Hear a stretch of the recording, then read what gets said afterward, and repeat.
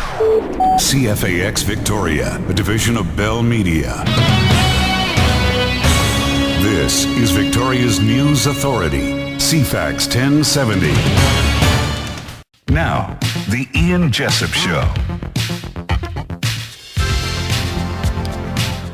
Welcome back. As many people listening to this program will attest to, sex at 25 is not the same as sex at 65. Dr. Laurie Betito is a clinical psychologist with a specialty in sexology, and she's the author of a new book, The Sex Bible for People Over 50, the complete guide to sexual love for mature couples. Dr. Betito, thanks for joining us. My pleasure. Thanks for having me. How does sex change for all of us as we get older? Oh, it changes in many, many ways, as everything else does, right? We're not the same physically in any respect, really. God, no, we are not, are we? Exactly. That's exactly it. So why not expect that things will happen sexually to us? And what's interesting is that the differences in the genders in terms of sexual changes is quite different. For women, most of the changes can happen usually after menopause, right? And so, but that's a fixed thing. All women go through menopause. But guys can start aging at a much younger age, and it's not the same across the board. So women, it's more or less across the board. And for men, some will experience some noticeable changes, like difficulty in getting an erection or taking a lot longer to get the erection. Even prolonged ejaculation, which is for some men a good thing. It's not a bad thing. And so those kinds of things, can start at any point after, let's say, 35 in a man.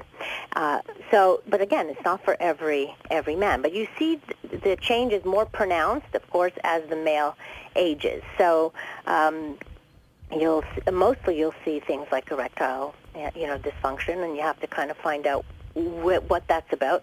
However, is that why there's so many products for men? Yes, there's so many products which I warn people against, especially all those male enhancement things that people want to find the magic solution. And the reality is only about a quarter of men require medication to treat erectile dysfunction. The reality is that most men will experience some form of erectile dysfunction at some point in his life, but doesn't mean it will be a permanent thing. Mm-hmm. Is erectile dysfunction simply a blood flow issue? Yes, it's definitely a blood flow issue, just like, you'd have trouble getting your blood flowing to other areas as we get older because there are blockages. So if a male comes to see me who is 30 years old and has erectile dysfunction, I don't assume it's physical. I say there's something psychological most likely going on. But if a 50-year-old or a 60-year-old comes to see me and has erectile dysfunction, the very first thing I do is send him to get blood work done. I want to know cholesterol level. I want to know how the heart is. I want to know all the other things, because if the blood's not flowing there, where else is there a blockage? Yeah, interesting.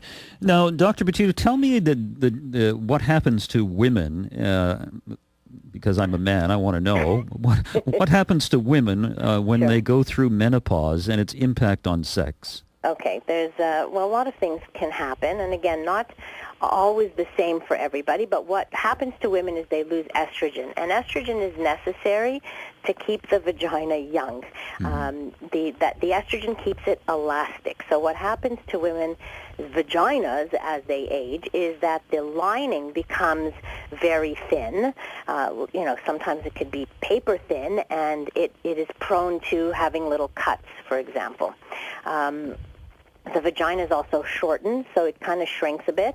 It atrophies, and especially if you don't use it, it will atrophy even more. So it will kind of shrink a little bit. That's the main thing.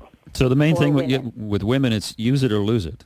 It's definite for men too. By the way, you need the blood flowing in both genders' genitals in order to, kind of increase the level also of hormones that you're producing more as you are engaging in activity more. So as you use it, it's all around good for you. So what are your suggestions for women who go through menopause and have some of these issues? Well, the very first thing, obviously talking to your gynecologist is important, just to figure out if you're a candidate for hormone replacement therapy. Now, there's different options for that. Most gynecologists don't necessarily recommend hormone replacement unless you're quite symptomatic. But luckily for women, if their only symptom is a dry vagina, then they can use hormone intravaginally. So it's like something that they can insert in, and then not much gets into your blood flow. So for women who are worried about the risks of cancer, etc., there's like minute risk. So that will help keep the vagina moist and elastic. So that's really important. Plus, I always recommend for women to use an extra lubricant, so an external lubricant that you could buy at the drugstore, for example. So those are the things that are really, really important. And if you experience pain, check with your doctor, or maybe, that's especially when you have to check and see if you need hormone replacement, at least vaginally. So that's important. The other issue for women is desire. That's more complicated because desire happens in the brain. It doesn't for some women, by the way, I've met women in there who, after menopause, whose desire went way up. And part of that is because if you think about it from a psychological point of view, these are women whose kids have now kind of flown the coop. They have more time for themselves. They're taking better care of themselves. They're exercising because now they can go to the gym. So because they're taking better care of themselves, they're stimulating more of these feel-good hormones and so have more sexual desire. But for some women, there is a decrease in desire, and for men too, by the way, that's the same. But it doesn't mean that their interest isn't the same. So when I talk about desire, it's the spontaneous desire that they may lose, which is that feeling of I'm horny, right? Yeah. So doesn't mean they don't think about sex. So the desire is a mental thing. The performance is a physical thing. Yes, but the desire can also be a physical thing. So certainly it's related to, for men especially, a lowering of testosterone could have the effect of lowering desire. So it's mixed in together, which is one of the reasons why they haven't found a drug for women yet, because it's too complicated. It's much more than the body. We can't just treat the body. We have to treat the mind. So if a woman is angry at her husband, she's not going to want to have sex. That's just that's the reality. Whereas men have easier time putting the fight aside if they know they're going to have sex. Yeah, well, I could have told you that women are complicated. Yeah. I'm sure, Ian. Dr. Betito, how important is exercise for us? Well, your genital exercise? No, I'm not. I'm talking about regular exercise. Right. Well, exercise is good for everything. So obviously, it gets the blood flowing, and you want the blood flowing everywhere. And your genitals are the thinner blood vessels, so you want to keep them. You certainly want to keep them healthy. Plus, you feel younger. And the same reasons that we exercise, like all the benefits, are the same benefits we get from regular sexual activity. Yeah. So and there's lots of them. Yeah, absolutely. What are some of the myths that people have about sex over the age of 50? Well, a lot of people assume that once you get older, that the quality of your sex kind of goes away, declines, and it's much better when you were younger. And in fact, studies have shown quite the opposite, that satisfaction increases with age. After 40, women are reporting better sex, for example. Another one is the myth is that we completely lose interest in sex. Can't tell you how many times I've heard people in their 60s say, early 60s say, forget it, I'm too old, what's the point of fixing this, And that's sad to me because you can have sex well into you're dead. Yeah.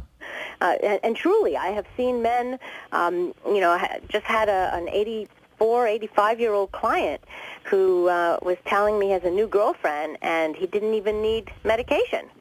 He was working fine. She's not in her 20s, is she? No. Good. She's also in her 80s. Yeah. The other myth is that erectile dysfunction is somehow inevitable. It's not inevitable. that's the thing. There's, again, like only about 25% of men will require some form of medication, and thankfully there's a lot of help for erectile dysfunction. There are many options for you. So if the medication doesn't work, then there's injections, and then they can just go through different kinds of medications until they find the one that works.